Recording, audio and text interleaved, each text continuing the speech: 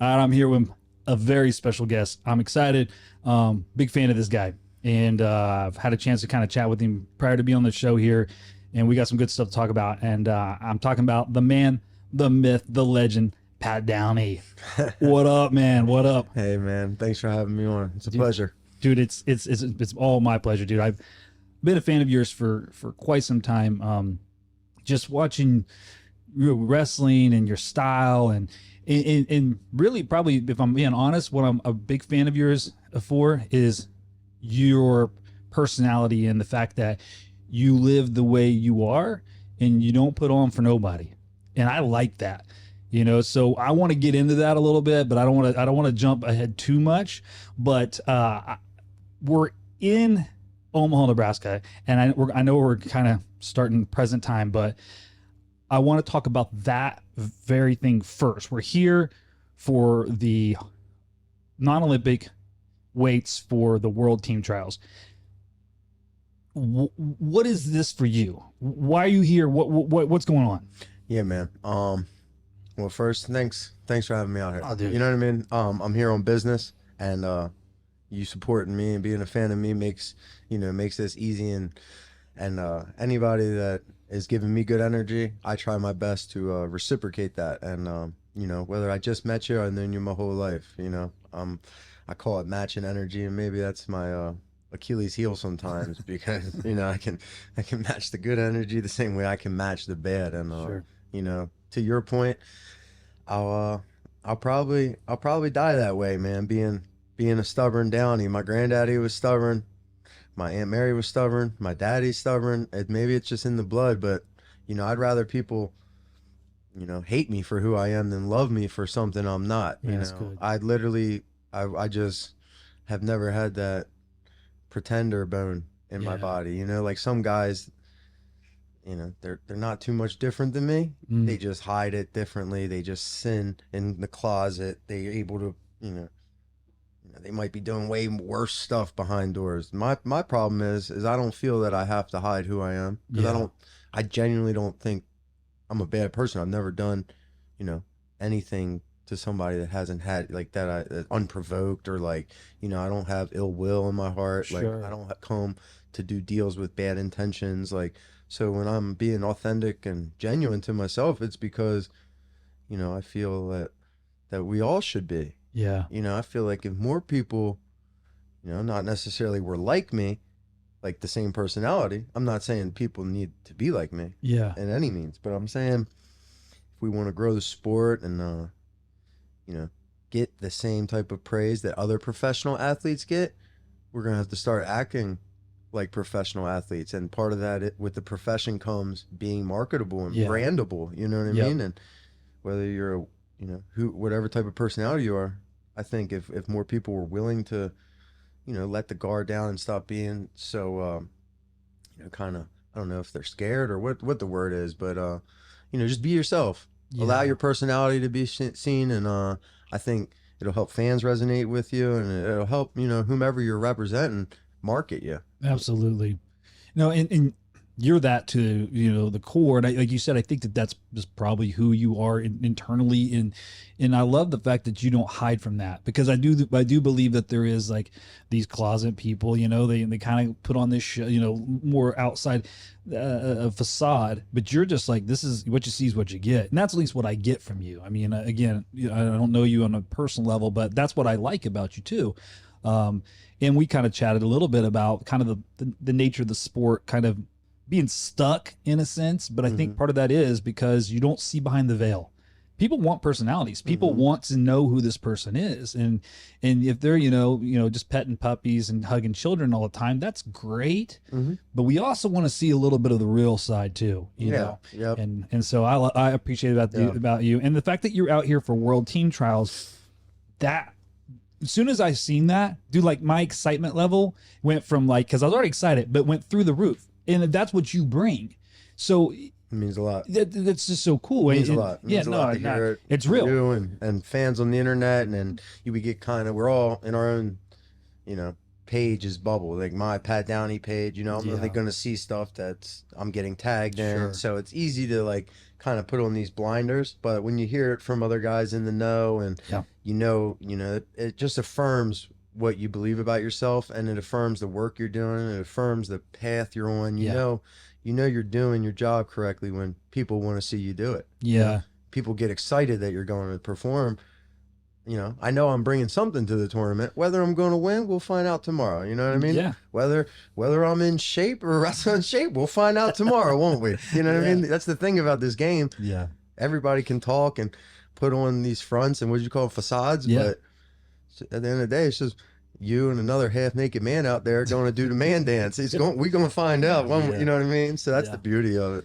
And I think that's kind of unique to our sport in a lot of ways is, unlike like a lot of team sports and things like that, is like you can say whatever you want to say, but ultimately you're going to be exposed one way or the other. Either you can back it up or you can't. And I've talked to a bunch of wrestlers, and across the board, they've all said, and I know this just from my wrestling background as well, wrestling makes you question like your core unlike anything else. You lose a wrestling match, sometimes you're like, am I a good man? Am I good enough to be a husband? Like crazy things. And I think it's because we're exposed and we put so much into this sport that when it doesn't work out, it feels like maybe anything else that we may believe in may not be real either. Do you experience that as well? Oh yeah, man. I mean, there's two lines of thoughts that I can go with this point you're making. One could be, a man without a backup plan is a man who never had a plan. So if wrestling doesn't work out, what's your backup? Well, you can go coach, you can go be a teacher, go, whatever, you're a poet, a writer, whatever, there's a lot of things. We don't have to wrestle. There are millions of things we can do. Yeah. So do you have a backup plan if wrestling doesn't work out for you? Or are all your eggs in this wrestling basket? You never give yourself no other plan. You have to succeed in this wrestling. You have to, because everything else doesn't appease to you. That's kind of where I'm at. I was going to say, which one do you feel? That's the one is me, and which is why I'm going to get back to your point. It can be tough. You know what I mean? When your identity, when your whole person is attached to this, people think like world champ or homeless when I was on the team.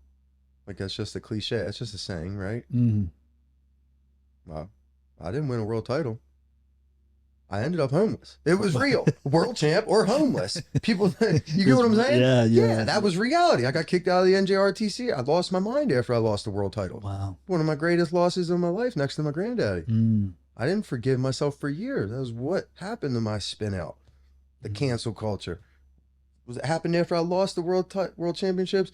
COVID happened. Yeah. Canceled the Olympics. There goes my reason to train. There goes my preparation. There goes my discipline. And it's hard to love yourself when you feel like a loser and you didn't accomplish your goal. When your identity, and you have to look in the mirror and you're not the world champ, that you just had yourself totally convinced and believed and possessed by this idea that you were about to be the world champ, like totally believe, everything I did. I mean, ask Reese and Nate, Tyler Graff, guys on Team USA, I was locked in. Yeah. I beat the Army. I was rolling. I had KJ and Reese Humphreys in. I thought I was going to be a world champ, and it didn't happen. So how do you, I guess, recover? Yeah. Because it seems like a catastrophic loss. I felt like I was, yeah. At that time, it was the worst loss in my life. And then I lost my grandfather. And then I figured out what real loss was like. Then I realized what the worst loss of my life is. Yeah. I mean, it's wrestling shit. Perspective. Sure. It's just 180. I literally got over it a week later. Yeah. It's not world champ or homeless. It's not. I'm not able to love myself or forgive myself if I never become a world champion in wrestling. Yeah. That's my goal, though. Sure. Why you think I'm here at the World Team Trials? Yeah. I still believe it. I still want to beat the best. Yeah. I still want to represent this country. I'm not defecting to Ireland. You know what I mean? Yeah. Despite getting canceled by the own USA Wrestling, I'm still here. Don't invite me to the party. I'm still showed up and qualified for it. Right. Don't want me here. I'll still be there.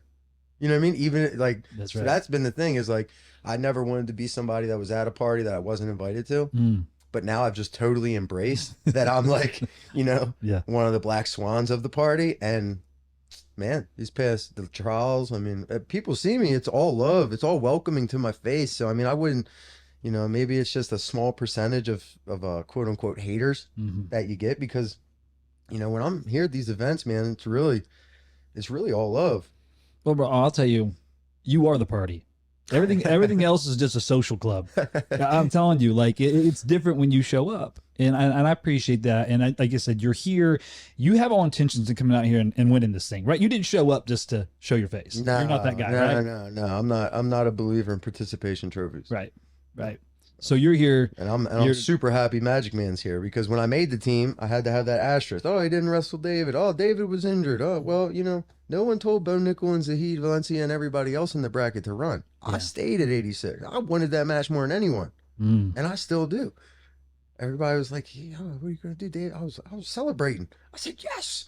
Now when I win, nobody can say shit. Yeah. You know what I mean? I was happy he's here. So, I mean, I was the first guy I saw today when I got in Nebraska, man. Him and I shook hands, talked for 20 minutes, I mean, the guy's got a great memory. He remembered me beating the team in quad poker in poker with quad jacks. First time he'd ever seen four of a kind on my first official visit at Penn State. We're talking 12, 13 years ago. Freaked me out that this guy remembered that. That is wild.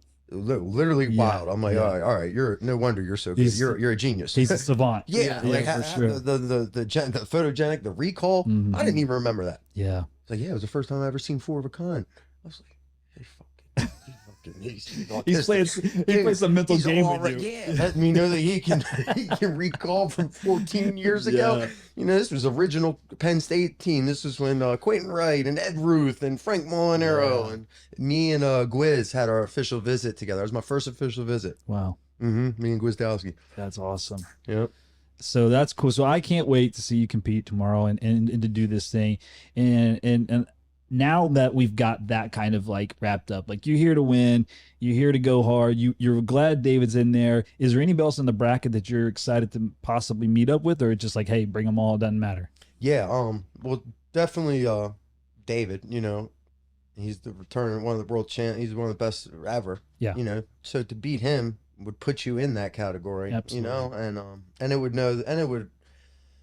I don't know, kind of put that stamp on my last few years of work. Like, hey, the work is working. Yeah. It's a prover. It's a prover. That's what I'm doing this for. It's not to prove like the haters and the naysayers wrong. It's to prove the man in the mirror right. Am I who I believe I am? Okay. Prove it to me. I have to prove it to me so I can sleep better. I can look in the mirror and really know I'm that man. You know what I mean? That's good. So that's how I think about it, which is why I love when the best are there, So he's sitting out. That's not changing. So you can't overlook past Taylor either. Yep. He's got a bunch of other tough guys. Hidley's got a good underhook. I mean, everybody there are good. Yeah. I mean, they're here for a reason. Wrestling, they're all properly trained. They're all in programs. They're all in RTCs. How do you feel about your conditioning and your position here? Do you feel ready? It's tough. It's tough to gauge. Sure. Because I'm not in an RTC. Right. And I just did jujitsu for 30 minutes. I competed live. Yep. But I guess the analogy would be like that's training for a cross country run. You could have a cross country runner go. Is he a quarter horse? Can he go run a 400? Wrestling's kind of a sprint. Yeah. So let's go see if I can sprint 6 minutes now.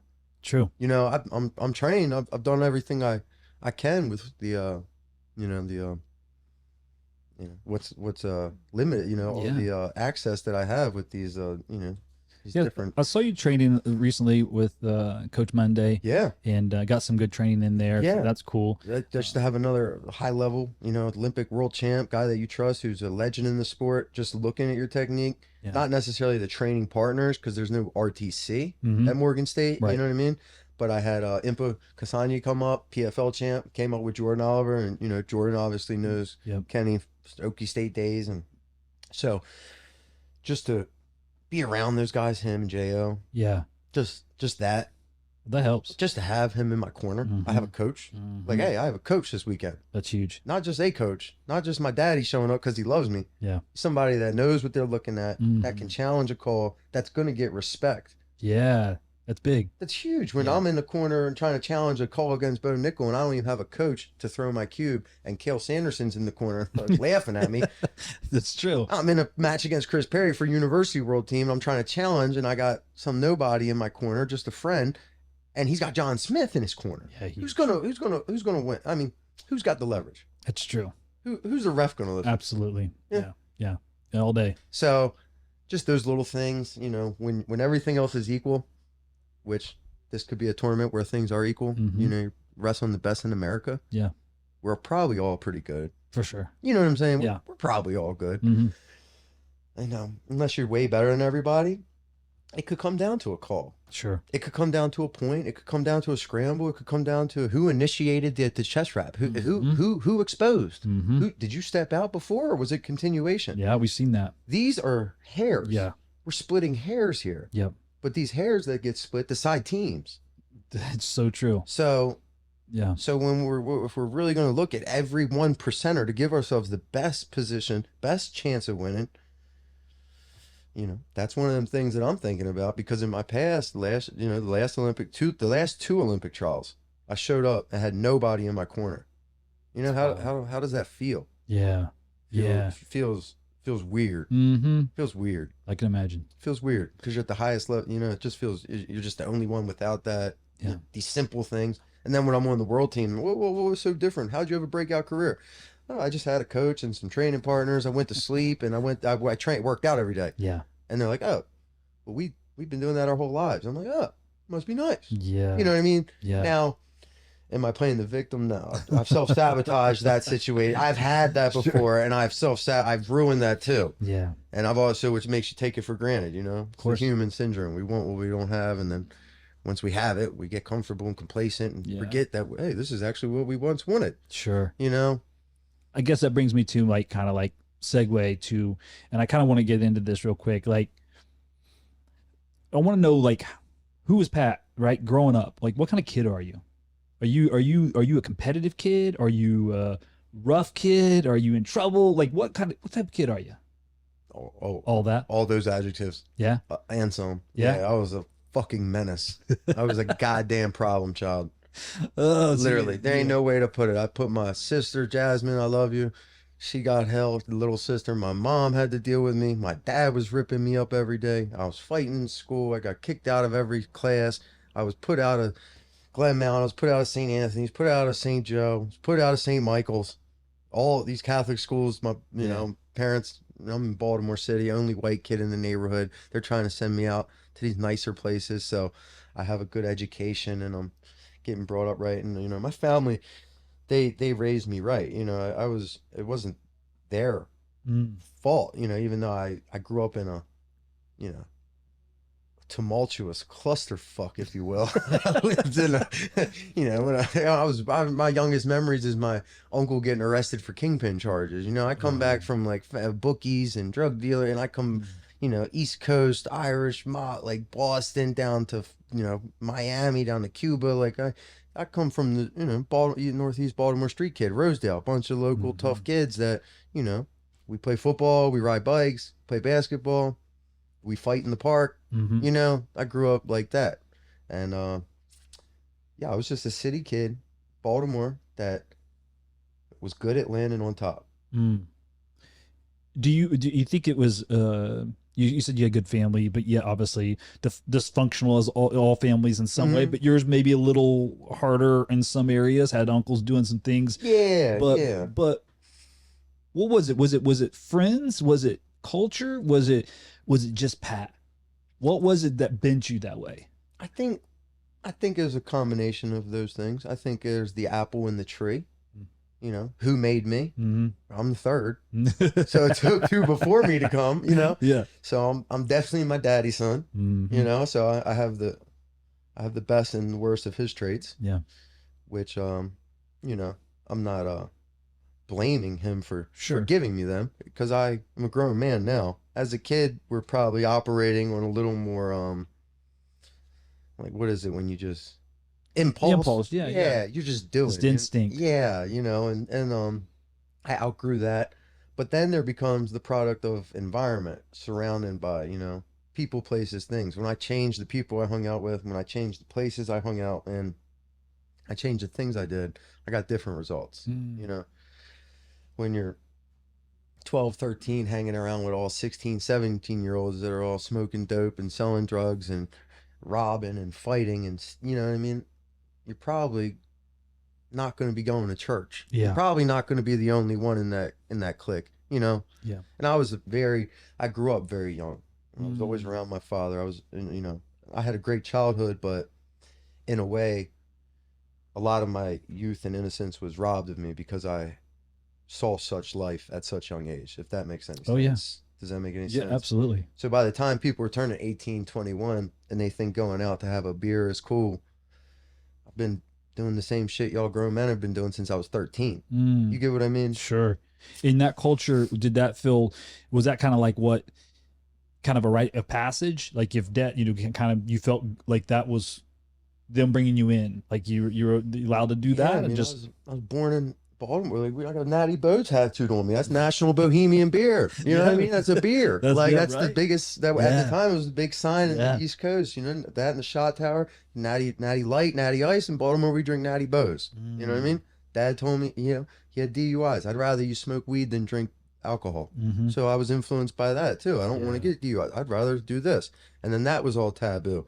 So everything I did, whether it was a teacher telling me I wouldn't be successful, or a coach telling me that my lifestyle or my overhooks wouldn't work, or my teachers with my attitude, or I was disruptive, I was talkative, I was too energetic, I got ADD, he's got OCD, he's got all these. Now you got psychologists throwing medicine and diagnosis at him, and it's whacking me out too, you know, turning you into a freaking meth head, putting you on Vyvanse, Concerta, Adderall, Ritalin, you know, abusing you like a test subject, like a lab rat, you know.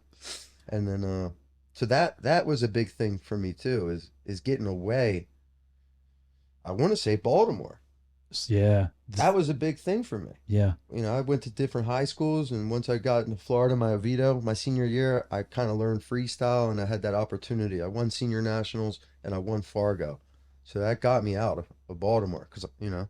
Yeah, bro, like, you're a freak athlete, right? So I'm looking back at your high school. I mean, you set like records with your running, your throwing. Like, you were great. I was going to football for sure. I was all in on football. You couldn't even tell me about college wrestling. I thought they were the nerdiest dudes.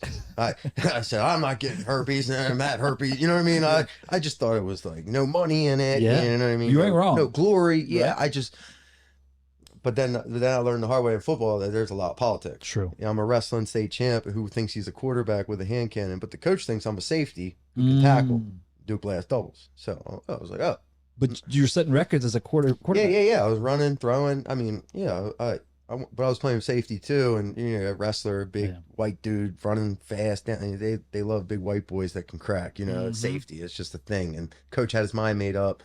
And he had another guy, and ODU went to win on like a D1 AA title too. Oh, wow. Like, they were good in football. I don't know if they still. I know they're not on a wrestling program anymore, but and that's what I was talking to, because then wrestling wouldn't have had to use Steve Martin, wouldn't have had to give me any scholarship. Football is full ride. Come in, play till Midlands. Now you start your college wrestling season. So for the longest, I was going to do dual sport athlete at ODU. Okay, that was my set. You know what I mean? Yeah. And so. What kind of derailed that? Just the fact he wanted you to be safety and you wanted to be quarterback? Well, that was one of the reasons. But you know, we make plans and God laughs. You ain't wrong. I went and caught 3 different felony cases. Okay. That's assault, brother.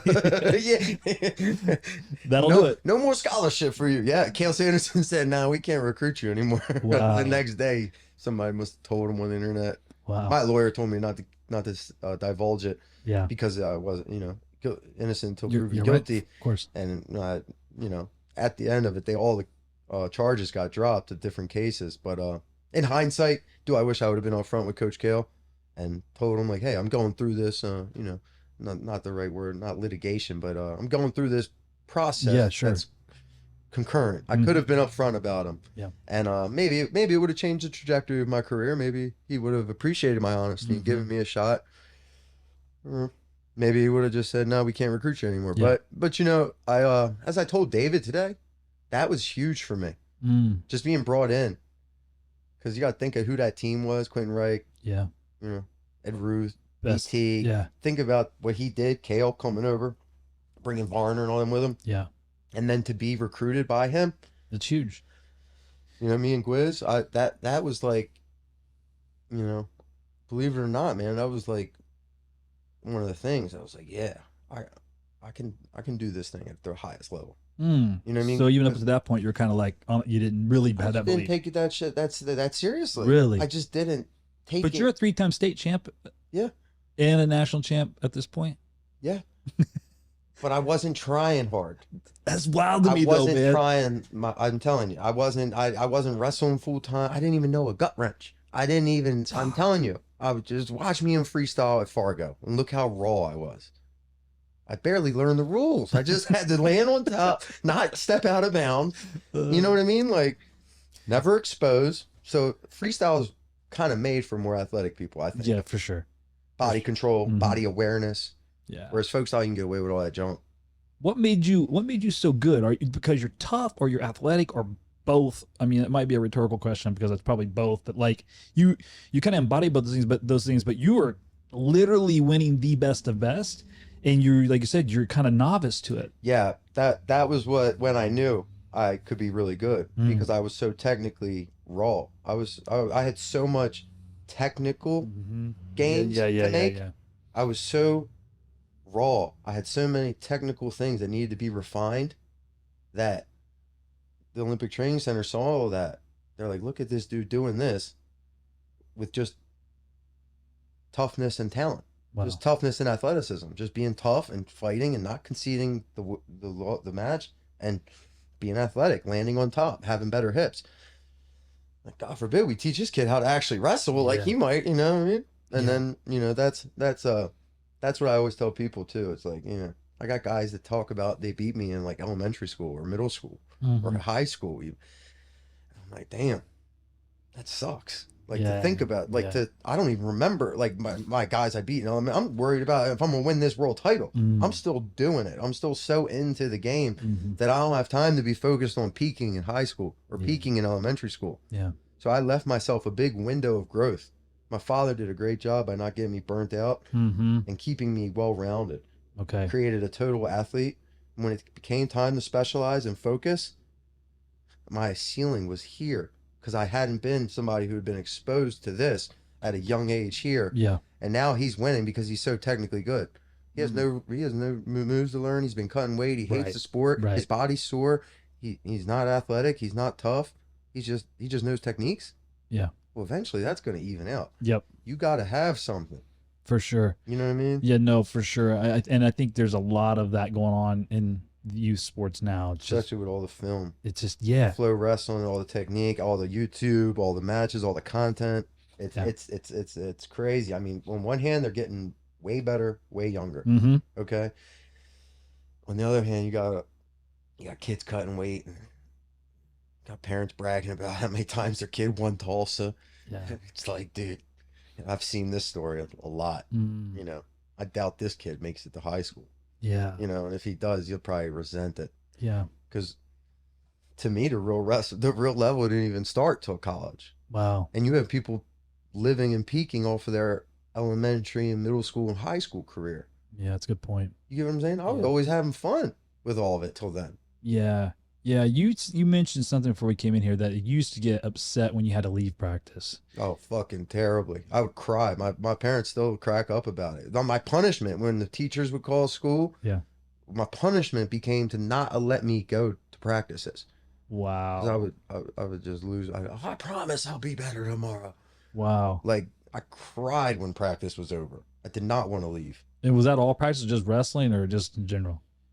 It was mostly wrestling. Yeah. But even in football practice, I'd be trying to wrestle everyone. In lacrosse practice, I'm trying to slam people and wrestle. Yeah, you're a good lacrosse player too. Yeah. Face off midi, you know, got both hands. Maryland's good in lacrosse. Maryland is for lacrosse is like PA in wrestling. Wow. Dagestan in wrestling. Man. It's the best lacrosse in the planet. Wow. Yeah. So that's why when I come from an area like that, everybody's making it out with lacrosse, basketball, football.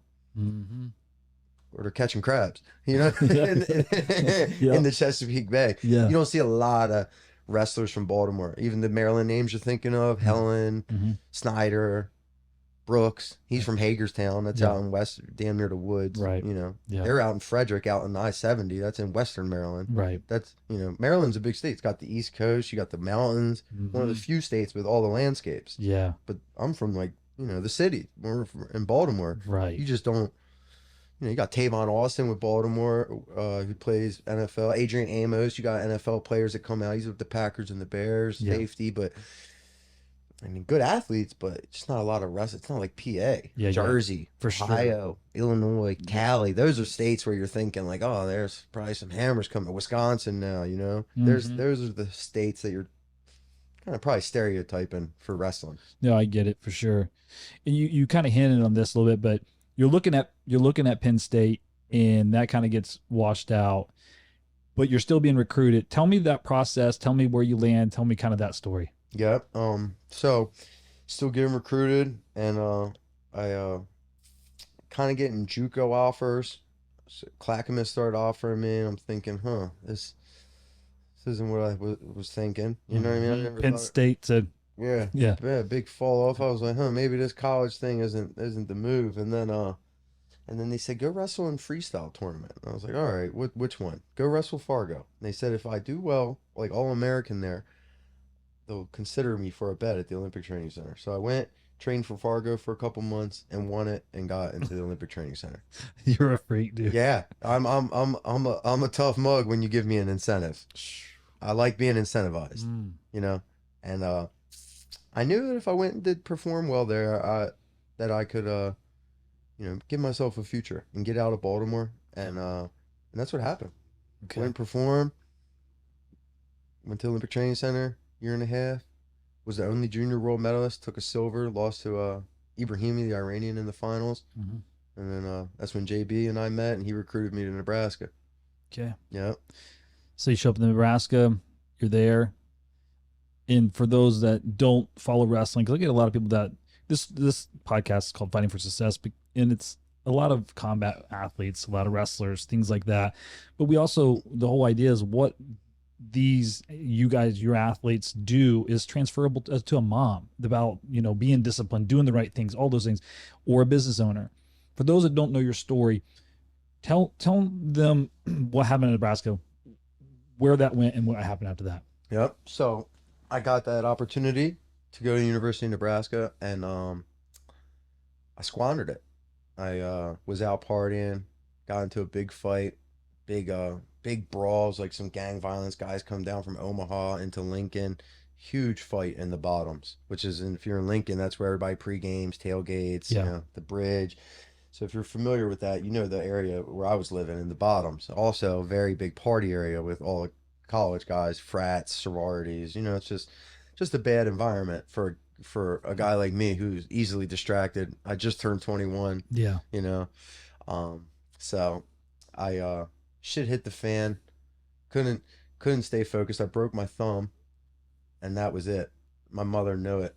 She said, "Oh, Patrick, I had staples in my head and a cast on, and I was just so done with it." I mean, I remember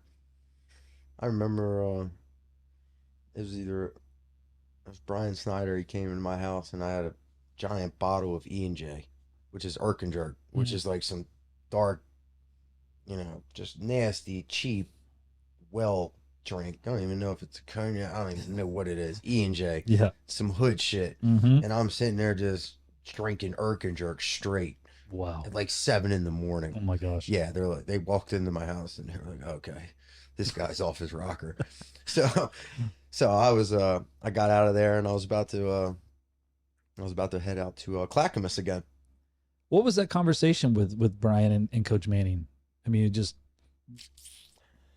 Well, it was like, hey, you know, you're not doing your rehab. Hey, you're not showing up to practice. Hey, you're not doing any type of physical therapy. You got a D in English. they could see that you were done. Yeah, I mean, Yeah. I mean, remember you asked me about staying busy? Yeah. Yeah, that's been one of my things in my life, as my lifestyle, and my busyness and are directly proportional to like my habits and my actions, which I don't know if that's healthy because, you know, I always tell people wrestling saved my life. And I don't know if that's healthy, but it's the truth. Mm-hmm. If it wasn't for this sport, like I don't know how motherfuckers that work at AT&T just train all day and look more jacked than I do. I'm like, bro, if I did not have to go prepare to wrestle and fight the best in the world, you would not see me doing this work. Like it's hard. Yeah. It's hard. Now there's some people that genuinely just love putting their, like, you know, get David Goggins goes run, you know, not me. Like I'm not, I'll go chill and hit a backwood and play Madden. Or I'll go walk my dog. I'll go to the beach. I'll go into the sand. You know what I mean? Yeah. I'll relax. I feel like I've put my body under terrible stress and pain for 30 years. So if I don't have to train unnecessarily, I probably wouldn't. You know what I mean? Mm-hmm. And that shows when I don't have a match, or that shows if I'm injured. That shows, you know, how drastically my lifestyle changes, you know? And I always tell people, like, I'm not a wrestler who made it into D1 wrestling. I'm a street kid that just so happened to be good at wrestling, that lands on top of people, but I have a whole bunch of other life to me. You know what I mean? I have a whole bunch of other pages to my book, if you will. For sure. So, you know, it's best to keep some of them pages closed. That's why we wrestle. Yeah. Yeah. Do you have an idea of when you say you got kind of idle hands? Is there something that you're kind of like that you're avoiding? What causes you to go to that like destructive side? You said there's two sides of Pat. Yeah. What turns that one on? Name it. Yeah. I'm Pat Downey. I'm addicted to everything. Name anything. I can't do anything in moderation. Okay. I can't enjoy a beer like a normal person that has a beer, or, you know, I want 30 of them. Sure. And then that leads to other things. And then, you know, next thing you know, it's a cataclysmic effect. One bad thing leads to a second bad thing, to a third bad thing, and it just goes deeper and deeper until you're freaking Alice in Wonderland, lost in the rabbit hole. You know what I mean? Just how far does this path go? You know, this path. You take either one, and yeah, I've been there before. You know, like, doing the wrong things, waking up in hospitals and almost dying a few times at 27. You know, seeing my mother crying, car accidents, bad stuff. You know, yeah, stuff that I don't even want to put myself on blast about. You know, that I'm not even at the point where I'm comfortable enough to share some of the experiences that I've been through. Sure. Because of my own self-sabotage, you know, because of my own vices and my own demons. So yeah, it's shit I'm certainly not proud of. So with that being said, it's why I have to do this. Yeah. That's why I have to grind and have to have competition. And I have to be in a training environment, or else I just don't feel purposeful. Yeah, because see, that's kind of what I'm wondering right there. It's like you get that purpose, like that you're a man without a purpose. The Bible says a man without a vision will perish.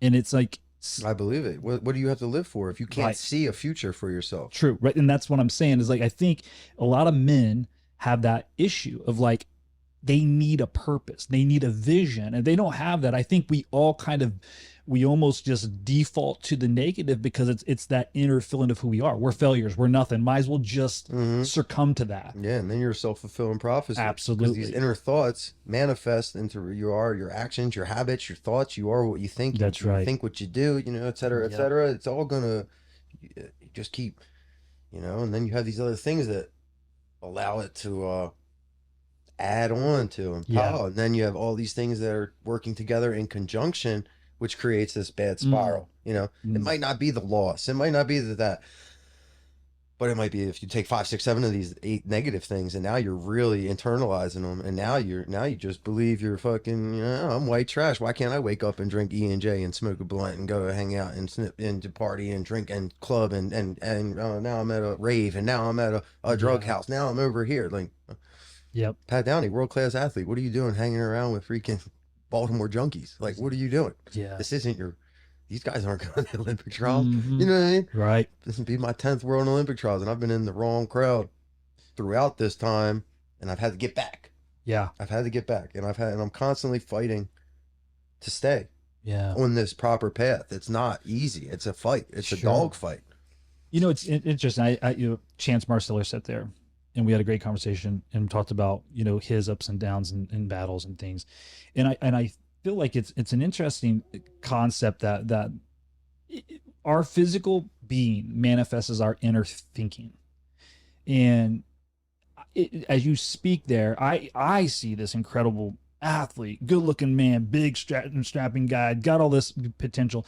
But like you said, it's like you see yourself, a lot of times you see yourself no different than the Baltimore junkie. And so you kind of roll into that thing where the rest of us are like, what are you doing? But until you recognize and feel that way, you go this way.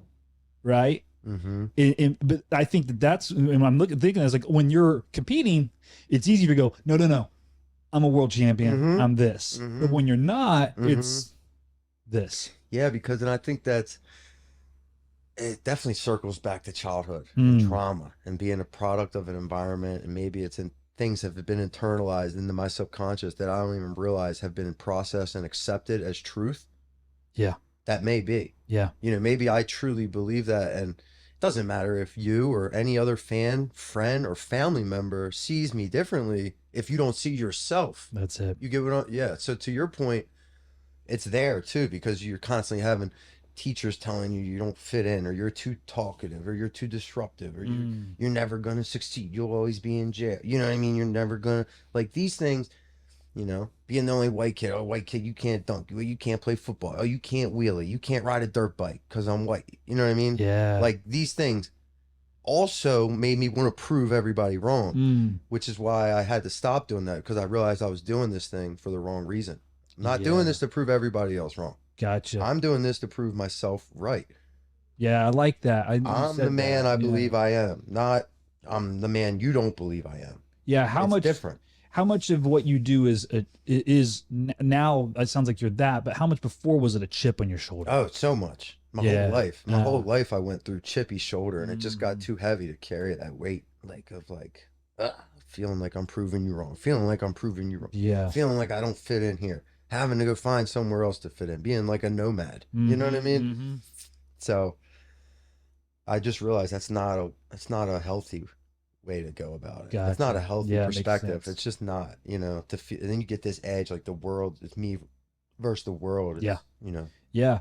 Get this narrative that the world's out to get you. And then you're thinking that, and the world really starts getting you. It's because you create it. It's a self-fulfilling prophecy. For sure. It's like I'm NLPing these negative shit. Yeah. So now I just start NLPing positive. That's right. I mean, neurological linguistic programming. I speak positive. I think positive. Yeah.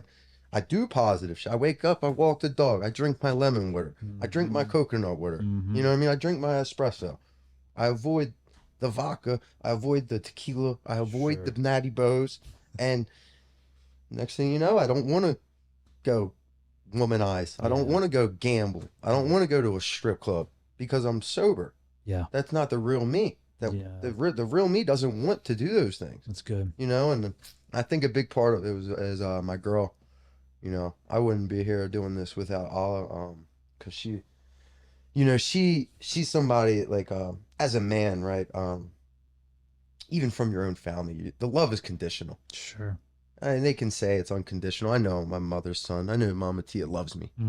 But Mama Tia treats me differently when I'm winning and living right versus when I'm junkie bunky. Sure. Okay. Yeah. That's my family nickname, Bunky. So I'm the third, and instead of, you got all these Pats in the family. My nephew's Pat, my brother-in-law's Pat, my daddy's Pat, my granddad was Pat. Shoot. Then he's got a cousin of Pat. So I was Bunk, because everybody was Pat.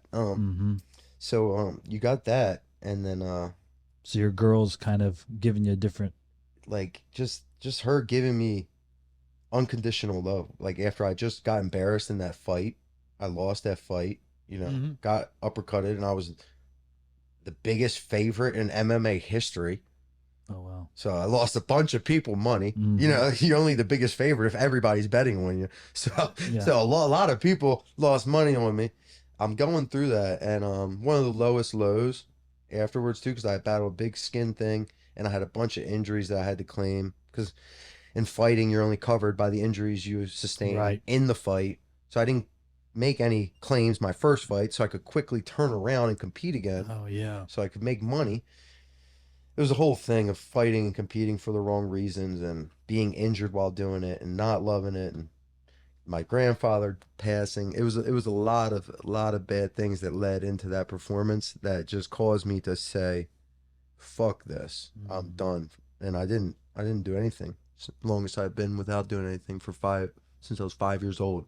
The 15-month hiatus from that time of the loss till the Olympic trials. Wow. And the only thing that changed during that time was meeting Allah.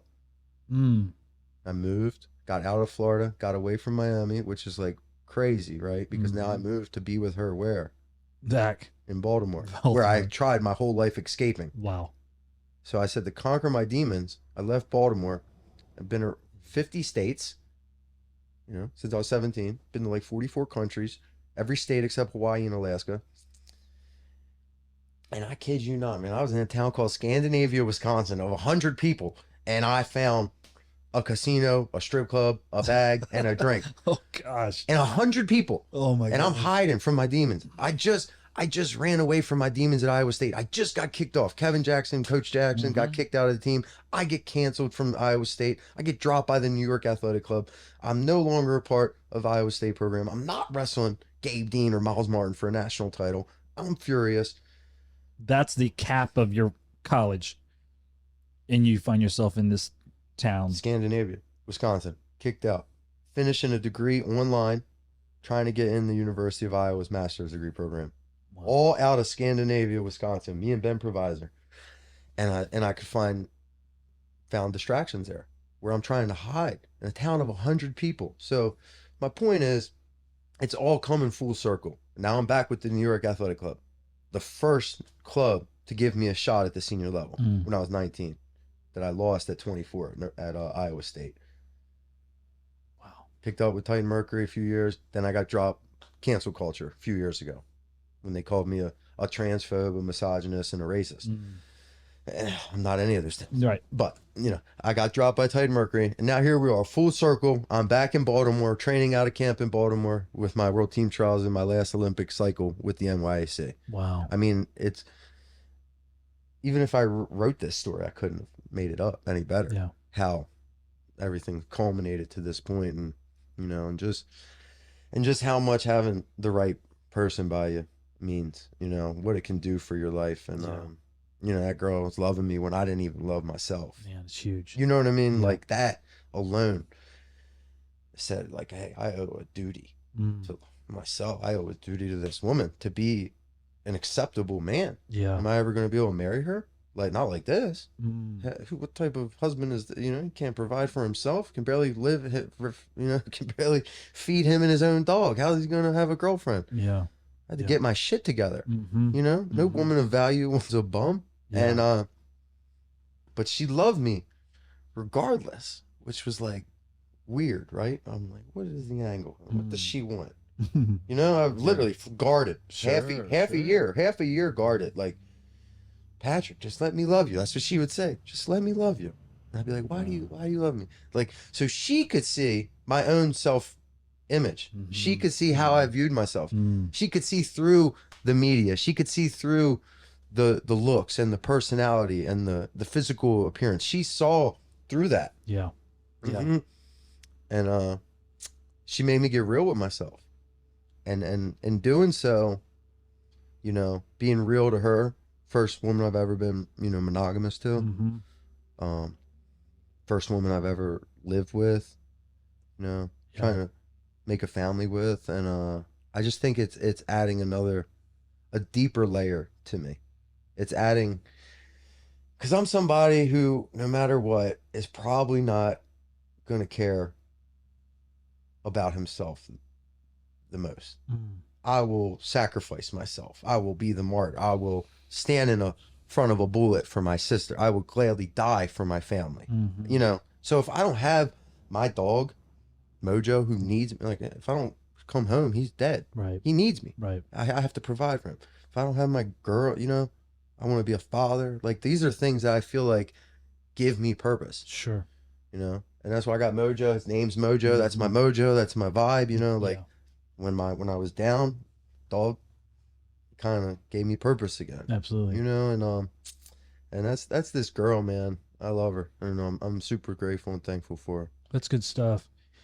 One thing I would just say, just challenge you in a way, is the Bible also. And I'm sorry, I keep bringing these scriptures up. They keep coming to my mind. Is it says to love others as you love yourself. What do you do with that scripture? Because love's a well that you have to draw from within inside you. So the personal responsibility is to fill yourself up first to pour out on others. So to properly love that lady the way she deserves to be loved, you got to find a way to love yourself first. Yeah, Russ has a great lyric. He says you gotta love yourself before you love somebody else. That's it. That's what you're saying, right? That's it. Yeah. Can't. And I think that was the big thing for me, is Yeah. that she, loving me unconditionally, allowed me to see That's huge. the love in myself. Yeah. And I like that. and it was crazy because I did some ayahuasca in Peru. Yeah. How was that? It was nuts, and that was the theme. I Really? went on a 12-hour spirit journey following this fucking eagle around, and you know, I've always connected with the eagle. Yeah, yeah. I told Tom Brands, he's like, you're not part of the wolf pack. I was like, I don't want to be. I'm an eagle. I fly around. I hang out with lions, tigers, bears in the jungle. You know what I mean? Yeah. Because didn't always hang out with the rest. I lived with my buddy Norman, who's a writer and a poet, a songwriter. You know, I lived with like guys who played instruments, Yeah. who had other talents that I admire that I'm not talented in. What the hell? I don't want to be around these wrestlers all day. Y'all drive me nuts.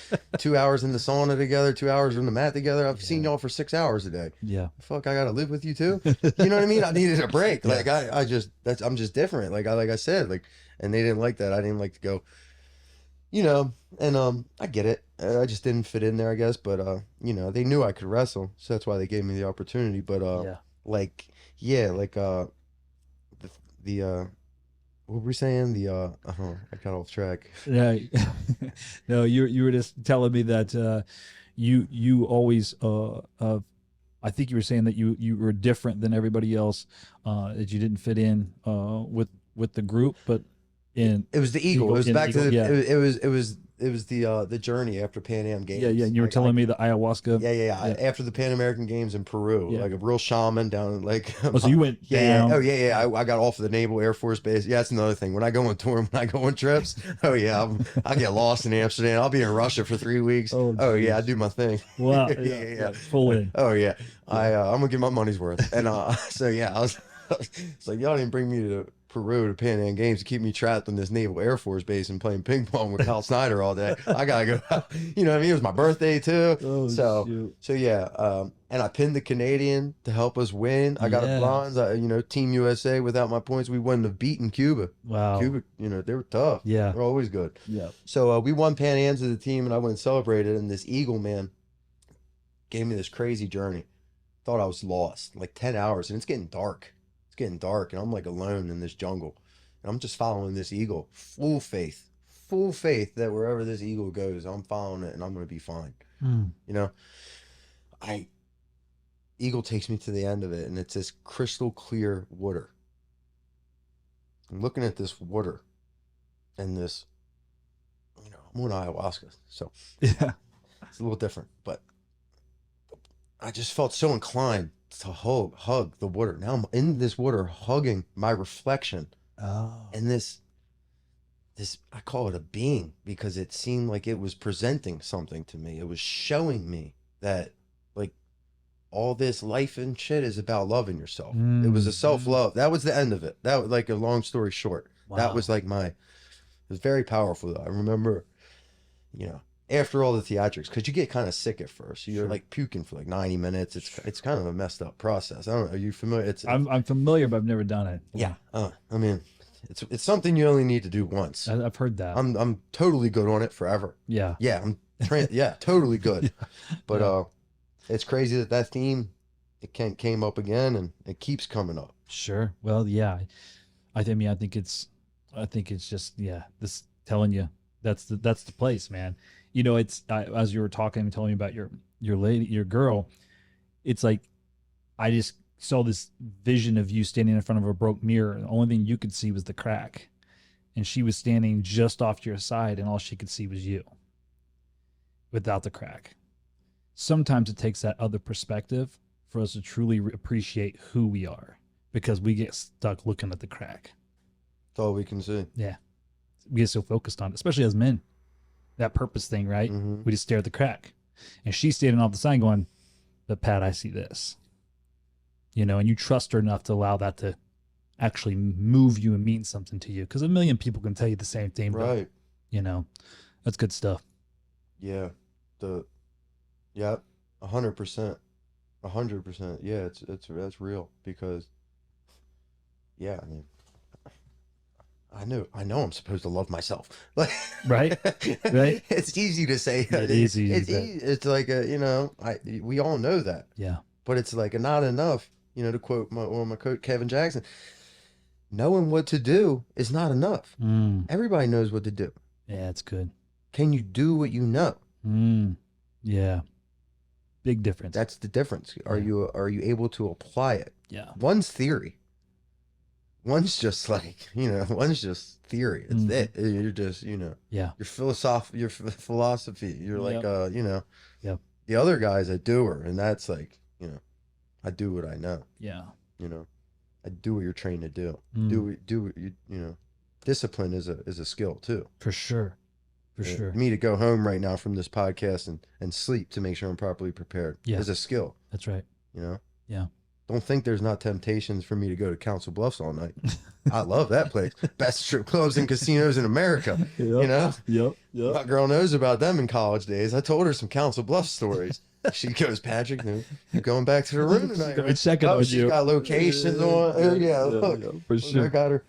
Look, she's my background just in case I get Yeah, you making slip any. in? I just, Yeah. Yeah, I'm good. I'm good. Yeah, for sure. People think I'm nuts when they see me out. They're like, "Oh, you really You changed. Yeah, you really gotta, like some people are like confused. Some Mm-hmm. people are like, it's a pretty serious relationship. Some people, and I'm like, hey, you guys think whatever you want. I know Yeah. what this does for me. For sure. You know what I mean? For sure. And I know that something as simple as that is enough to just keep me literally focused on the mission. Absolutely. Whether I'm here in Baltimore, Yeah. Miami, you know what I mean? I'm back in Baltimore. Yeah. You know what I mean? Wild. Doing shit that I've never been able to do in Baltimore. Yeah.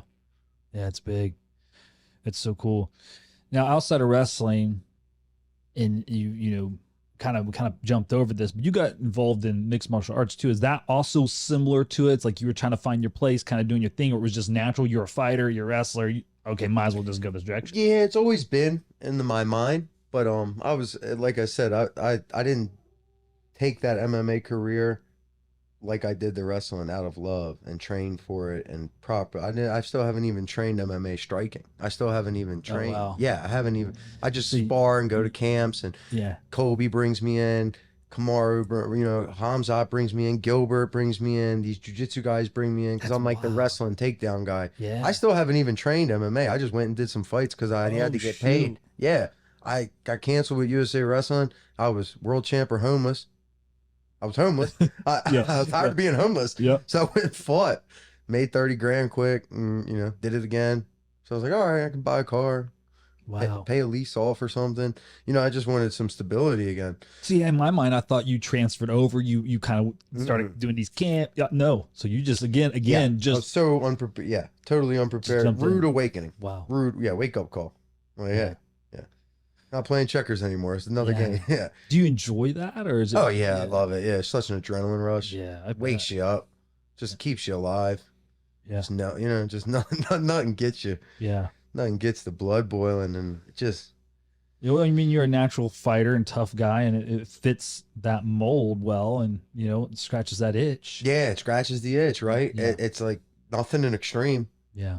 Gonna go wrestle? Yeah, My- try to go to the Olympics. You know what I mean? yeah, dude, you ain't lying. Yeah, It's- like yeah. that's literally me, man. And so, rule number one: know thyself, right? Yeah. Like, I know myself well enough to know, like, hey, we're not going to Council Bluffs tonight. Yeah. I might not leave till Sunday. You know, Right. I might miss my flight back to Baltimore. Yeah. I definitely ain't gonna be shit for wrestling tomorrow if I do that, because I can't go out and just, you know, be around it. Like I can't even go to the bar. I don't even go to the clubs. Yeah. I just don't even. I just avoid the whole Makes sense. situation because, I mean, I guess I'm weak in my discipline. I guess I'm too peer pressured or tempted, or I got a fucking demon in me that just Pat, drink, Patrick, Pat. Like it's terrible. I can't do anything. I would love to just be a normal guy and have a couple beers in moderation and be able to sleep. I really would.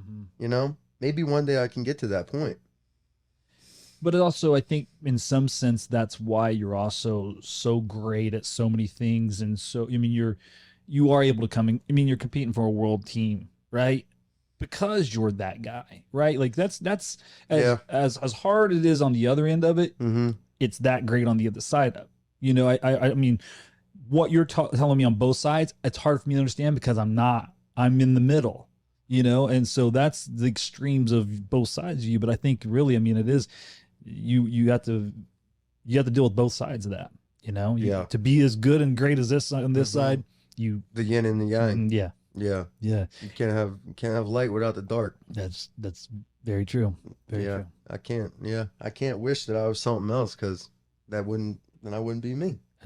So I just have to hone that in. You know, realize when you're getting obsessive with a negative direction. Yeah. You know what I mean? And then have the discipline and the wherewithal and look at my girl and get home back in. Yeah. You know what I mean? That's it. Nipping it in the bud. For sure. Before we get off of the wrestling stuff and move on here, I got just a couple people want to bring up, and I want to know your opinion. We got to talk about the Strachey thing. Bad blood or just marketing, or what's the deal there? Oh no, I don't know that guy personally, but I just don't like him. Yeah, I really don't. Okay. Yeah. Not many people I can say that about either. Sure. That just rubbed me. I mean, the shit he said to JB. Yeah, and you don't disrespect the USA GOAT like that. And then the Penn State trials. Yeah, dude. I think USA Wrestling and them conjoining like that. I just think that was the biggest. Oh, it was bad hypocrisy in sport I've ever seen. You felt like we were at a goddamn college dual meet. Yeah. JB loses, and the whole crowd is chanting. And I could go on about the lack of passivity calls and the lack of intentions, and I could really psychoanalyze the match and break it down even deeper. You know, to give some facts about why I say Penn State trials. But it felt like a dual meet. You know what I mean? And I thought this was Team USA. I didn't think this was Team Penn State. I thought it was Team America. And I hope they keep the World Trials and Olympic Trials at neutral locations like they are here. Yeah, I agree. I was at that, and obviously the Penn State kids, a lot of those guys wrestled great, but man, you're right. It felt very, very much one-sided. And the stuff that did happen with Jordan and stuff like that, like I was sitting down when the dude runs over, and I didn't see him do that until after the whole thing. Oh yeah. But I mean, like it was. And the Zahid Aaron match. It was sick. It was the reffing, the referee, a lot of the calls. I mean, every close match went to Penn State. Yeah. It just felt like I was at the Penn State trials. Yeah. You know what I mean? Yep. Even the shirts had them on there, Even the Team USA Olympic trials, the gear, the stuff that you get for being a Team USA Olympic trials athlete, like the gear packages, had a Nittany Lion on it. Yeah, that's messed up. On Team USA Olympic trials, but water bottles and stuff. Yeah. I was like, yeah. So the Strachey thing's real though. You just don't really care for him. Yeah.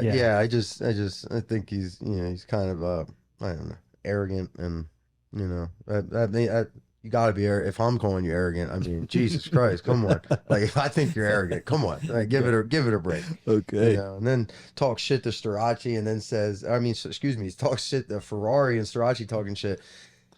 That was my next guy. Coming up to 97, right? That was my next guy. He wants to tell AJ, hey, I'll see you at catch weight. Yeah. All right. That 90. So are you scared or not? Are you that guy or aren't you? You know what I mean? Are you here at the World Trials? Because he was talking real good shit at the Olympic Trials. I don't see him here either. Yeah. So where are you, guy? Good point. So that was my next guy. AJ Ferrari, what's your opinion there? Oh, I like AJ. You like AJ? Yeah, AJ's good shit in my book. Yeah, I mean, him and I, we've always gotten along well. He comes from good people. Yeah. You know, Italian Catholic. Like, I like his family a lot. His brothers, his sister, his mother and father. They've all been, you know, in all my encounters with him, super respectful. And you know, I think they get a kind of a bad rap because his father's a little intense looking and runs a tight ship. Yeah. You know what I mean? Sure. You know, I from what I've heard, I don't know him super personally. No, but he looks the part. Yeah, you know, hardcore Italian, dark features, but like that's what it takes as a man raising a good family with your sons that are going to be successful. Yeah. Look at what they're doing. Yeah, they're high caliber. They're producing. They're you know. So you got a bunch of people that are, you know, happy with subpar average lifestyles that want to judge. You know what I mean? Yeah. They want to judge others, you know. So if you had Strachey versus AJ, what happens? Ferrari might bonus him.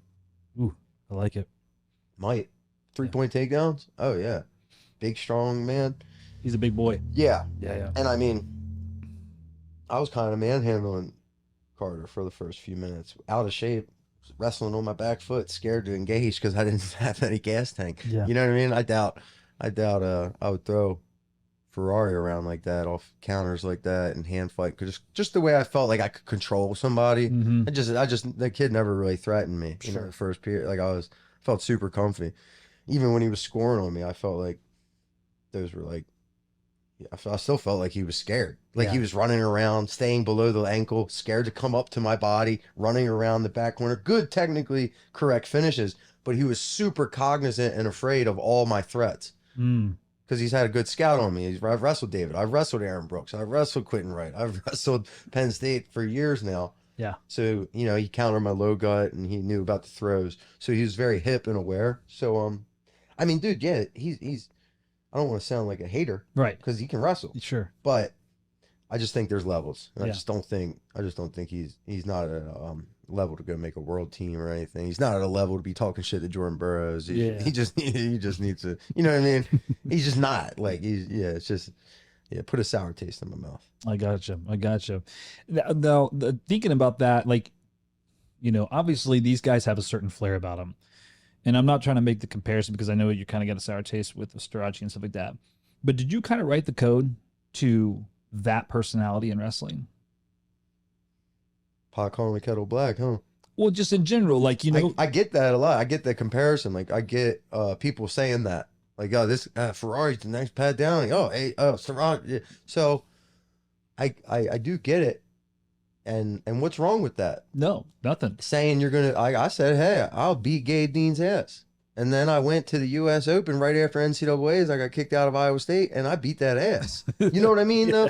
So what's You wrong? backed it up, that, right? What's wrong with that? Yeah. There's nothing wrong with that. Not a bit. But there's a problem when you say I'm bumping up to 197 and I'm going to take an NCAA fifth year and I'm going to dominate this weight and I got $2 million NIL dollars coming in. I'm the man. And then counter that with meet me at a catch weight at 190. What are you talking? Like, come on. Yeah, you never did that. Paradox. What are you speaking out of your mouth and your ass? Come on. Which one is it? Are you that guy? Yeah. Are you that guy, or is it a catch weight? I'm too small for you. Yeah.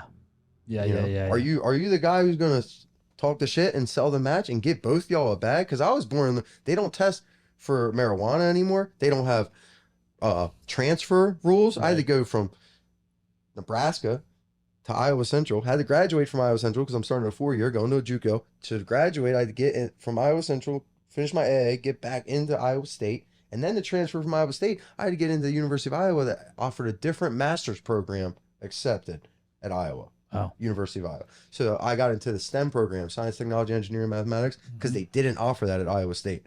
So I looked like an academic transfer. My point is there's all these different portals and processes that no longer exist. No marijuana, no portal testing with you can just enter the portal and transfer and you have NIL money. Yeah. So now it actually makes sense to do the blueprint that I wrote. Yeah. That's what I say. People should, in my opinion, it's actually smart. That's what I'm getting at. And that was kind of my whole point is like, you kind of set this whole thing up. Mm-hmm. These dudes in a lot of ways should be thanking you. Mhm. You know, like you're the blueprint. These dudes are making serious money off of what you created, making zero. Mm-hmm. You know, and I really do see that. I'm like, so as much as people might want to be haters or whatever, I really think there should be like, yo, thanks. Because and look what happened after I got canceled with that year I got canceled for what I said about the women's wrestling and the revenue and not as many people watch. That's why you're not getting paid as much as we are. I just broke it down. And, you know, you get paid what you're worth. You're worth how much money you generate the company. Right. I'm not the one deciding what Flow Wrestling's paying us. Right. Trust me. You know. Yeah. I'm not the one saying, "Hey, Flo, you're giving David 25,000 and only me 15,000." Yeah. What does that sound like? No, I took whatever money I got, Right. and I said, "Hell yeah, let's go wrestle." Yeah. You know what I mean? I wrestle for free. Yeah. Then I got 3,500 for Nikki Rod. Then I got 5,000 for an interview. Then I'm getting offered 7,500 for Miles. Now I'm getting offered 10, 15s. I had to. Yeah. I built a brand. I was bringing in money. Flo, right. Flo felt like it was worth paying me this big money to wrestle these big matches. Yeah. So what happened after I brought it out that they weren't getting paid the same? Not only did I get cut by my RTC, USA Wrestling dropped me, lost a bunch of sponsors, probably cost me 150 grand in a week. You know what I mean? Flo turns around and profits off of the very thing that they used me as a scapegoat for. The very thing that I used my platform, my media for to bring attention to wrestling. I started an LLC. I spent $750 that night to create Grow Wrestling LLC. GRO. That's how Flow, FLO. Yep. Grow Wrestling. So I had this vision for helping wrestling, and I thought I was going to bring more eyes to the sport. And I said everything very respectfully. I wasn't like using bad words or cursing or anything. Flo goes and starts their own women's wrestling card. Yeah. First time ever. Yeah. I didn't get a single thank you. Yeah. I'm not saying that I'm the reason that women's wrestling is the fastest growing sport in America either. But since then, yeah, motherfucker's soaring. Yeah. And guess what? My whole thing with saying that and starting LLC, Grow Wrestling, Title IX. Yeah. If we want wrestling to grow for men, more women have to wrestle. That's right. Title IX. We only get as much scholarship allocated as much as our other counterparts want to wrestle. So if everybody else, these idiots that think they really are for the betterment of the sport, they would be pushing women into the next level because they know that would open up more wrestling scholarships for men. Absolutely. The more women that wrestle, the more men can get paid to wrestle. Yeah. So it was really messed up because the women that know me, like Vicky Anthony even said, "Pat, you're like one of the only guys that's at the tournament afterwards when all the women are there wrestling. I'm one of the only men sticking around watching them. Yeah. My friends, you know? Yeah. Helen and Haley and Vicky and Allie, and I know all these, you know, women since world teams together. Like, I don't, you know, I love my mom and my sisters, and like, I'm not a misogynist. No. You know what I mean? Yeah. So it was just wild to kind of, like I said, it's like the party you're not invited to. Like, if that's all it took for you to be gone, you weren't really wanted anyway. You know what I mean? If that's what you were, because I've done way worse shit. I've said way worse goofy shit than that. It just so happened that this little thing, now that I'm conveniently on the world team, gets me, you know, you can't tweet your way onto a world team. Right. Go tweet your way. Go on Twitter and try to tweet your way onto a world team. Yeah. Good luck. Not going to happen. Got to go to world team trials and win them. Yeah. That's the only way you make a team. Yeah. But you can tweet your way off of them if you say some stuff that offends the wrong people. You can tweet your way right off of a world team by just stating some facts. That's a good point. Yeah. Not as many people watch women wrestle. Yeah. That's what I said. And that's what I got canceled for off my world team that I earned by winning the world trials. How can you tweet your way off of that? Insane. That's what, so that was where the resentment, and that was why I had to go fight. And yeah, but that's why I'm back wrestling, because I didn't leave on my terms. You know what I mean? Yeah. I didn't. Yeah. So even still after this, I still got to get into an RTC so I can wrestle. I'm still not here in my best form. Is that what you want? Yeah. I want to win the Olympics. Gotcha. So that's still the goal. That's the goal. Yeah. Nice. I love hearing that. So you brought up Flo. Is there bad blood there? Oh yeah, there's definitely some resentment, but you know, just because for that reason. Yeah, that I whole feel thing. like yeah. They were the one who offered me the match, and it was the Flow guys that told me about it. They all ended up getting fired too.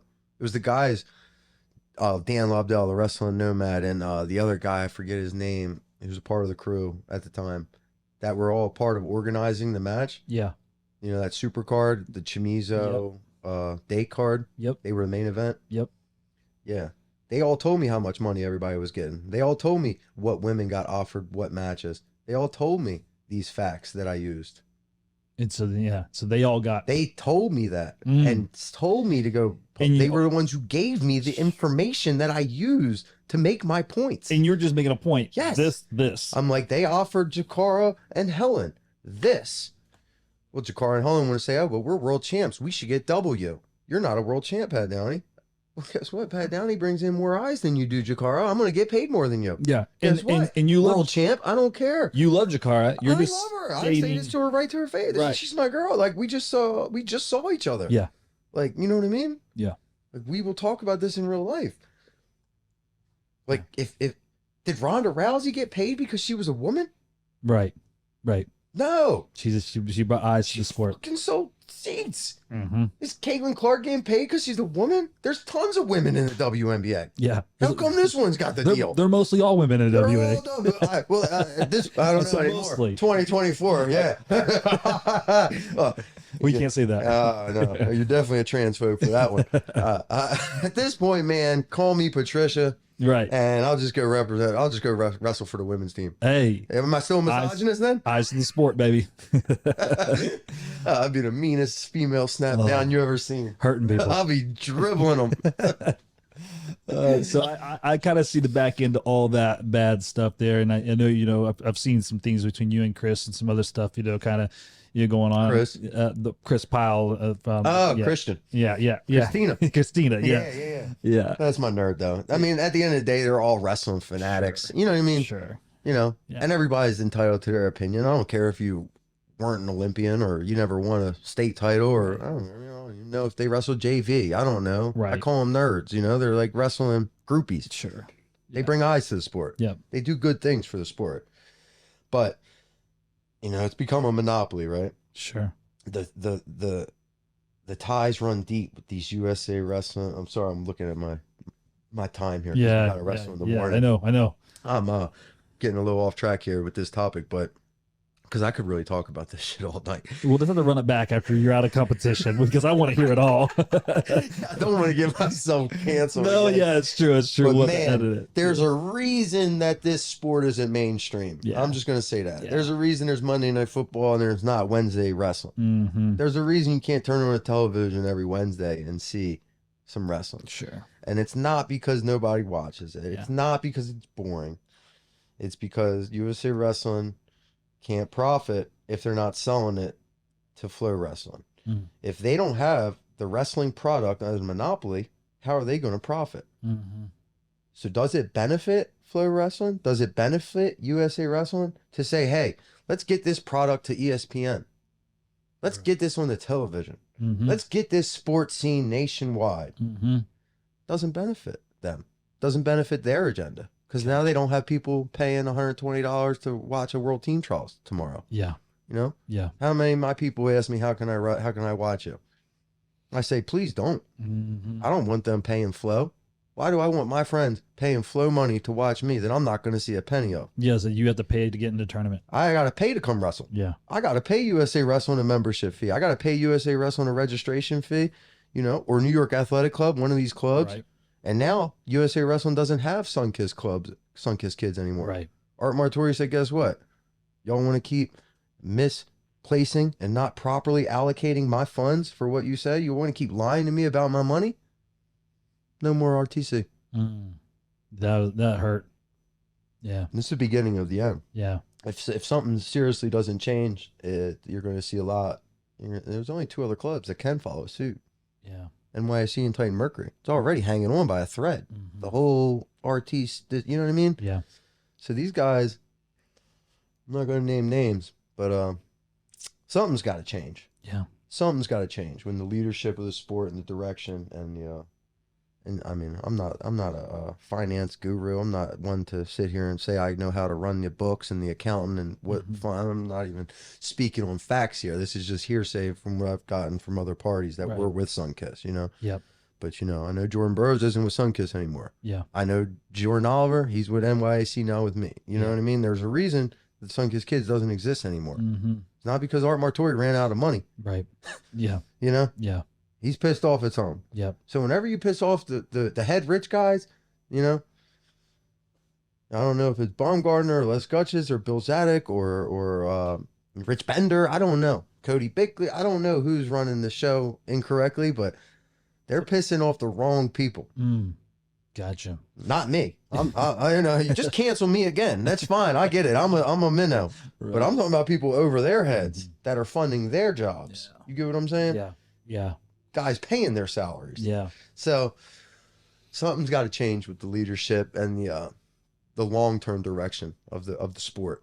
Because wrestling isn't owned by USA Wrestling. Wrestling isn't owned by Flow Wrestling. Right. I came out the wound wrestling.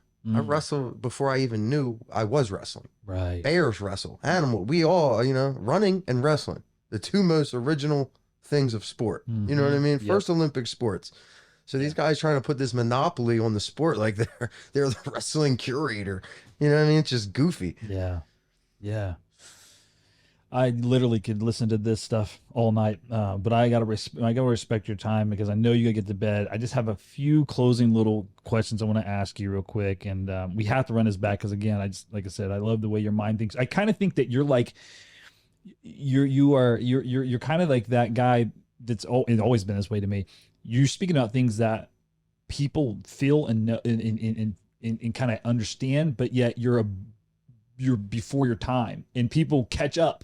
You know, it's like the Alex Jones. People are like, you know, and then, oh, he was right. Yeah, 2 years later. Yeah. Year later, half year later, then they catch up. Yeah. Because, and the reason why I know that to be true is because I always look at where people try to place the blame, and I listen to that guy or girl. I'm like, who are they targeting? Who are they trying to lump these things onto and cancel and get out of the way? Who's their scapegoat? Yeah.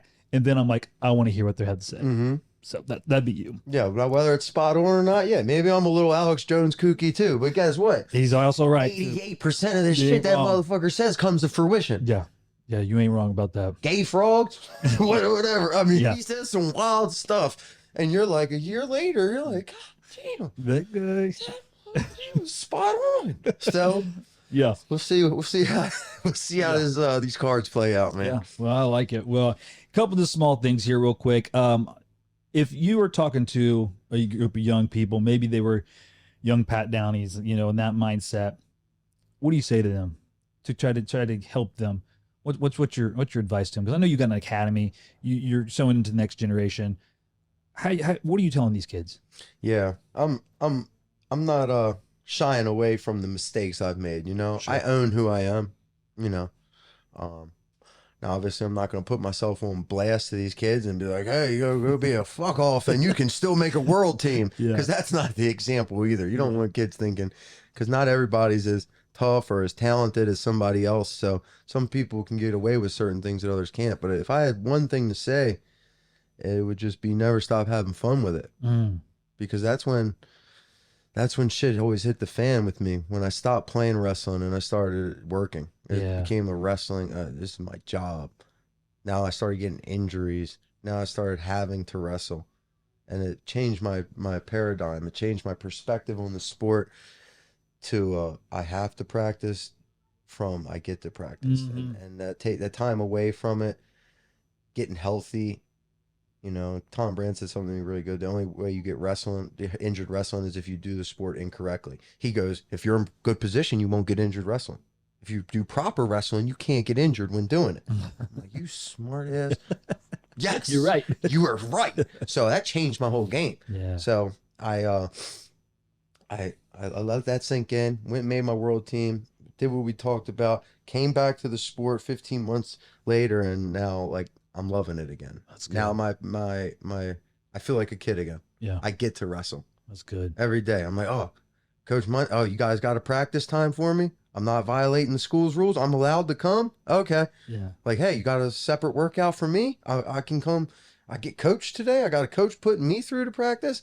This little shit you take for granted, even as a kid. Yeah. You know what I mean? That feels good. Mm-hmm. For sure. So just that's my biggest advice, man. That's why I always ask. Sounds corny and I like cliche, it. but are you having fun? I like that. Anzi, you having fun? I was just running camp in Michigan with my buddy Kyle, the Williams brothers, man.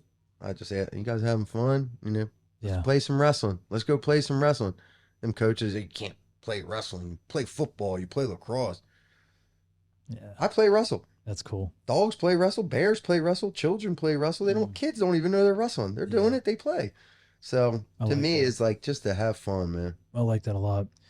A little bit bigger question, but you just give me one or two little snippets here. What has wrestling taught you?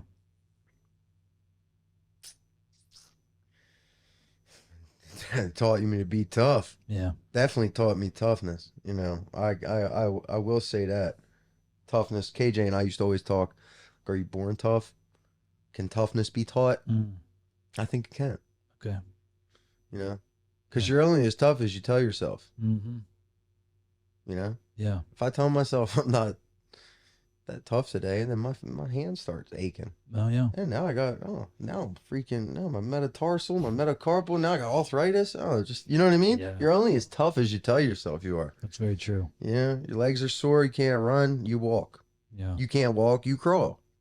You got to keep moving forward, and I think that's the ultimate thing that wrestling That's good. I taught like me. that. Because there's going to be setbacks. There's going to be bumps. You know what I mean? Yep. We make plans, God laughs at them. Mm-hmm. You know what I mean? It's true. Like wrestling, it's a condensed version of life. Sure. That's good. That's real good. This is an interesting question, but where's home to you? Not where you mail your mail to. What does home mean to you? Because in my mind, part of your struggle is Pat's never had a home. Yeah, nomadic. Even feeling in Baltimore is where I'm from. Right. But what do you, and even bigger than the geographical location. Yeah, that's what finding my girl is. That's what my people are. That's why I'm back home. I got that. Even though I'm from home, that's what's there. You found it back there. My mother, my girl, my dog, Mm. my sisters, my nieces, my goddaughters, my nephews, my family, my mom who has dementia not far behind my pop. Mm. These little things like that aren't the little things. Wrestling is the little things. Right. When you look at it like that. Yeah. The thing that you had your whole priority on, the big thing, was never the big thing. Mm. You've been hyper focused about the little thing, and in doing so, you missed your sister for 10 years. Wow. Now she's a teenager because I've been away chasing 10 years. You missed your daughter, your sister having 3-4 kids. Now I got to go be Uncle Bunky. You get what I mean? Yeah, absolutely. What you had as the big thing was never the big thing. You just had your priorities all fucked up, and you know you're supposed to be a husband. You're supposed to be a wife. You're supposed to be a brother first. You're a sister. You know these are the priorities. And now, man, good question, man. Yeah, I'm back home. That's my good. heart's full. Home is where my heart is. Well, yeah, That's absolutely. the answer to that. Love that. This is just a last wrestling question, but who's your Mount Rushmore of wrestlers? Ooh, go on. You know, we're going. Gotta go Bufasar, man. Satiev, that's my guy. Okay. Long guy. You know, obviously. Yeah, we gotta. It's an opinionated thing, but Sure. man, I just love the style. The Satievs, both of them, the brothers, Bufasar and Adam. Could watch them both wrestle all day. Just freaking slicker than oil, more creative, just unique shit, just the style. You know what I mean? And then for Americans, you got my man JB. Man, you can't go wrong with JB. Can't go wrong with Dake. Can't go wrong with Snyder, Taylor. I mean, I've been very blessed to be a part of these teams, Yeah, and teammates with these men, and know these guys on a personal level. I mean, my birthday in Peru at the Pan Am Games, I had dinner with Burroughs and Snyder and Gwiz and the whole Team USA. Wow. That was my birthday dinner. Yeah. That was fucking awesome. You know what I mean? It blew my mind. Yeah. I'm like surrounded by greatness. Yeah. Every day, me and Kyle Snyder are playing ping pong to make weight. that's awesome. Crazy ping pong game. So these experiences get surreal, and you almost have to slap yourself, and you're like, hey, am am I Pat Downey here with all these with the Team USA constituents? Those are moments where you're like, oh, I made it. Oh yeah, I am this level. Mm. You know what I mean? Oh, I do belong. You know what I mean? So stuff like that. Just being with those guys who I consider like, Yeah. you know, those are the guys I consider the greatest. Because I mean, who else is beating them? And obviously overseas, you got to find some losses for them. But still, you know what I mean? Yeah. That's the company that I've been fortunate enough to include myself in. You know, I mean, I'm not their level because they have world titles, and I don't. Yeah. Do I believe technically that I've acquired the skill set? Do I think I can wrestle with anybody? Yeah, and I think I'm as good as all of these guys too that I'm naming, which is it's humbling too to think about where I've started and where I am. Yeah. Just the whole journey For sure. to get to this level of where you're one of the few who will be the guy. You know what I mean? Yeah. So just kind of just really feeling that you're that guy. Like I have to think, you know, you don't want to be cocky and narcissistic or arrogant, but like I get it. I have to believe that I'm the Mount Rushmore. Like I have to believe if I think David's the Mount Rushmore, then how do I ever eclipse him? How do I ever conquer that? It's a blockade. Your idols become your rivals. I had to put that Luke Rockhold shit to the side. Yeah. I had to quit fanboying. All right, you good looking model, tall. I seen you on Baywatch. You done. Yeah. I seen you risen up the girls in the MTV shit. Or I seen you hitting fucking well, what's that? Question mark kicks. Yeah. You know, I've grown up. Why? He's 9, 10 years older than me. So that's the era I saw watching. I had to like slap the shit out of myself and snap out of it to go give this man an ass whipping. And you did. Oh, I did. Yeah. I can do that. I can turn it on and off and still right afterwards shake his hand and have respect and acknowledge his greatness. Yeah. You know what I mean? Yeah. So that's good. I like that Mount Rushmore. It's a good one. I'm just gonna. I usually close like this. I got one final question after I do this part. But as I kind of prepare for people to be on the couch, you know, I'm a spiritual man. I'm a believer, and I just kind of this think and pray and envision the person sitting there, and I just kind of allow myself to be given a character to describe who I think you are, and usually it's a biblical character, but as I was doing this, I want you to know that what was given to me, it might seem, I don't know if you know this character or not in the Bible, but Solomon. So Solomon in the Bible, he was made king, and he was given the ability to ask, you know, for basically a gift, you know, an ability, and he could ask for money, he could ask for anything, and he asked for wisdom. And it was kind of like, well, that's a weird one to ask for, but this man was going to be the judge and over a kingdom. And he wanted to rule properly. And he had this ability to see through the trash. But yet what happened was, because he was in charge of so much and because he was over so much and he had so much vision, his own life became a bit of a distraction.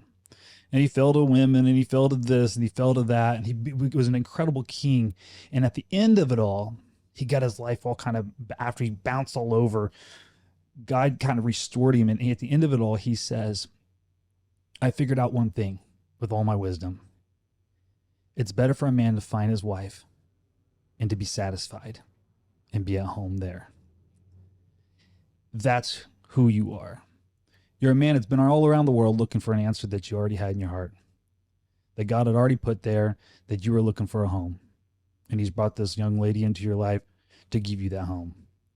And no matter what you look for, no matter where you go to find it, God has made you among kings, a king among kings, but it'll never quench the thirst. What's in you is what you need. You need home. And God has given that to you. And man, I'm just blessed to be a part. That's well said, man. Thank you. Yeah. That got me weird. Yeah, well, listen. That was real. I'm telling you, I'm blessed to be a spectator in the Pat Downey show and just be a part of the kingdom that God has given you. When you were explaining to other people, you know, being at the table with all these greats, I want you to know that you were that to so many people. And it's an honor to share the planet with you and to be a part of what you do. And man, I just thank you for all that you do. And I can't wait to see all that you're going to do. It's awesome and amazing. And I thank you for that, man. And uh, you're the man. No, dude, you getting me weird, man. Dude, I honestly, it's people like you that make this stuff worth it. Mm. It's genuine fans and people that are not good people in their core that you meet through this sport that make it worth it. Whether it's friends, fans, training partners, I've met so many great people Awesome. through wrestling, Yeah. man. And yeah, it's super cool to be connected like this. And yeah, you definitely resonate with the with me. Like, I don't know how, but you do. Yeah. Hey, man. Well, I appreciate just again just sharing the space with you. I'm a fan, you know, and I want to be a fan of all that you do. I can't wait to see the the continuation of the family lineage and that you're going to bring on this planet and all that you can do there. It's a story, man, and I love it. And to bring it back off of that a little bit, I want to ask you just a question. If you could give me 2 or 3 people that you think should sit in that couch that might give a good conversation or be able to help, spread the knowledge of what it means to be successful, who you challenging to be on the couch? I think I got a few people here that you might be interested in. I told you about my buddy Matty Betts, who's not a wrestler. Right. I have a lot of friends that are not wrestlers, but people I still admire and respect and look up to. He's a guy very sharp that I think you guys would have a intelligent conversation with. But there's another guy in the wrestling community who I really think has a great story that needs to be out there, and that's my guy Borislav Novachkov. Okay. Cal Poly. Yep. You might know him. Olympian from Bulgaria. Yeah. Yeah. I think that's a guy that super talent. Okay. Okay. Finding his way, in and out with different entities and governing bodies and the powers that may be. Okay. Just somebody who maybe self-sabotage as well, maybe a product of his own environment and maybe has his own demons, but somebody that I really think is one of the best wrestlers on the planet. Wow. Super talented people. Like, I don't hang out with bums. I don't associate with bums, you know what I mean? Yeah. Losers and stuff. Like, everybody in my circle has something that I admire about them. You know what I mean? They have some characteristic. There's something where I lack that they're strong. It's just how I choose people. I gravitate towards people that are better than me. Yeah. I'm never a hater. Oh, you have a skills that I don't. I need to learn from you. I need to be around you. Teach me. Let's hang. So Boris, man, I think is a guy that, and he's out there too. Yeah. Yeah, he's like just eccentric. Yeah, you would love. Yeah. He's perfect. He's perfect for the couch. That's awesome. Literally, we just gotta get him here. Yeah. Yeah. Right. Exactly. You just gotta find him. Yeah, that's the hard part. Yeah, for sure. Okay. Cool. Yeah, definitely. I love having guys that are in combat sports and that aren't in it. That have found success in some way that are or navigating that part of their life. I got some UFC fighters, some PFL fighters, and stuff like that. But I just love all the stories. Yep.